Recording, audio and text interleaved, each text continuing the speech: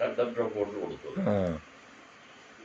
ജനറൽമാർ പറഞ്ഞിങ്ങനെ ഞങ്ങൾ അപ്പീൽ കൊടുക്കാൻ പോകണമെന്ന് പറഞ്ഞിട്ട് അവർ ഡിവിഷൻ ബെഞ്ചിന് അപ്പീൽ ചെയ്ത് കൊടുത്തത്.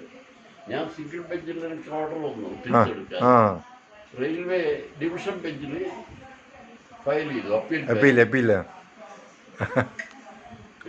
അപ്പം ഞാൻ പുറത്ത് തന്നെ, എനിക്ക് പണിയില്ല, എനിക്കൊരു അപ്പോഴും ഇതുമാതിരി തന്നെ പണിയില്ലാത്ത സമയത്ത് ഇങ്ങനെ തന്നെ ഞാൻ എല്ലാവരും ചോദിച്ചതിന് വളരെ പിന്നെ ലൈറ്റായിട്ടേ പറയുള്ളൂ. അത് വലിയ പ്രശ്നമായിട്ടൊന്നും പറയാറില്ല. എന്താ ചോദിച്ചാൽ അത് കോടതിയിൽ വരാനും ചോദിച്ചാൽ നിങ്ങളെന്താ ജോലിൻ്റെ കാര്യം എന്തായി എന്തായാലും ചോദിക്കും ആൾക്കാർ. അത് ഹൈക്കോടതിയിലുള്ളത് അങ്ങനെ ഹൈക്കോടതിയിൽ നിന്ന് അങ്ങനെ കിടക്കുകയാണ് കുറേ മാസമായിട്ട്. അപ്പോഴാണ് ഇവരെ ഒരിത് വന്നത്,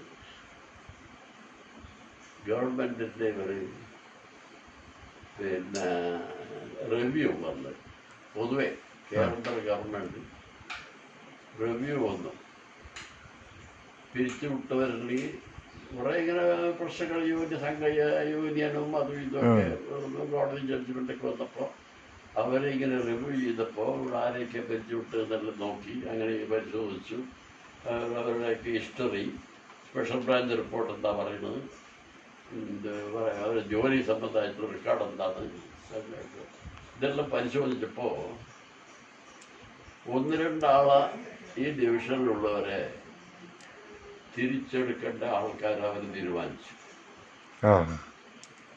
പിന്നെ അവർ സർവീസിൽ വേണം, അവരൊക്കെ അവരുടെ റെയിൽവേ സർവീസിൻ്റെ എഫിഷ്യൻസിക്ക് അതിൽ പെട്ട 2 ആളും ഒരാളാണ് ഞാൻ.